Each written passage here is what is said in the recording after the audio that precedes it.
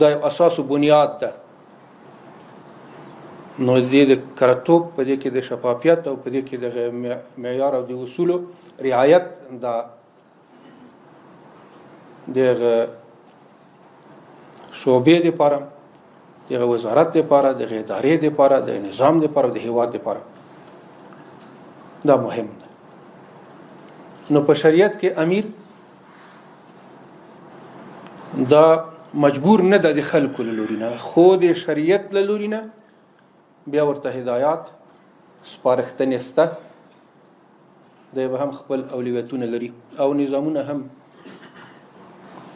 د مکان او د زمان له لحاظه دیدګاو یې بدلیږي. کله ځینې مواصفات باید اولویتونو کې راسي او ځینې څه ده بیا نور مواصفات په اولویتونو کې راسي، هغه امیر ته تر بل هر چا بهتري معلومیږي چې په دغه وخت د کومو مواصفاتو ضرورت ده او دې ته باید ډېره اعتنا او توجه وشي.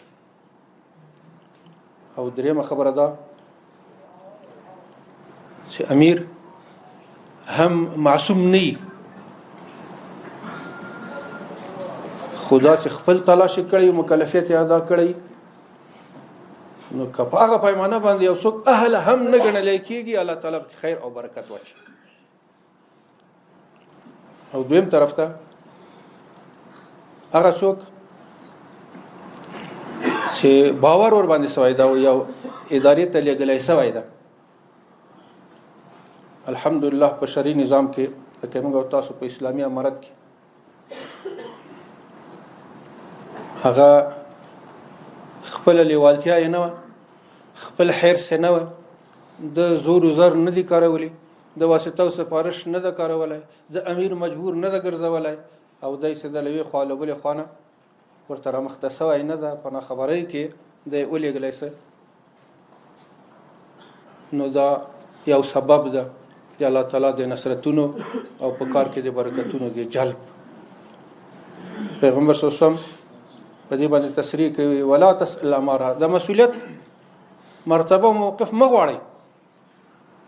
ان اوتیتها عن مسأله فقد وکلت الیها، که چېرته د پیشنهاد وي د غوښتنې په اساس باندې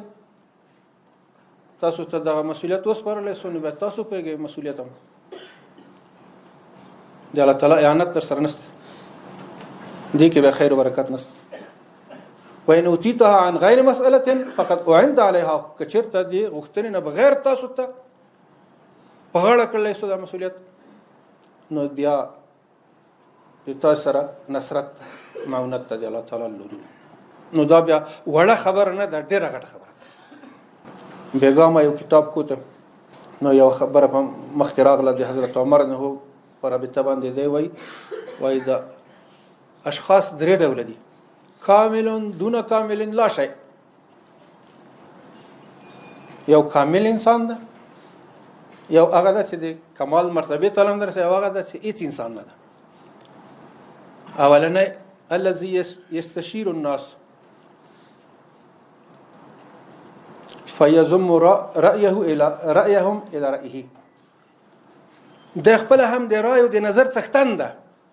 خو له خلکو نه هم رای غواړي، هغه رای باندې عمل هم کوي، خپل رای ور باندې مضبوطوي، دا کامل انسان. دویم هغه د چې رای نه لري، خو له خلکو نه بیا رای او نظر غواړي، مشوره ور سره کوي، یغو د مشورې د ته ګټه رسیږي، ګر چې خپل مشوره ونه درلوده نو بیا هم کامیاب ده. او دریم کوم چې لا شي هغه د چې نه خپل رای او نظر لري، نه دی بل رای او نظر اخلي، نو ځان بیا پوره غني، دا بیا لا شي، دا ناکام ده. د اسلامي امارت مسؤلین لکه مخکې معارض وکاوه، دوی ځان پوره نه غني، دغه ملګري خپل ملګري غني او له دوی نه څه رای او نظر اخلي.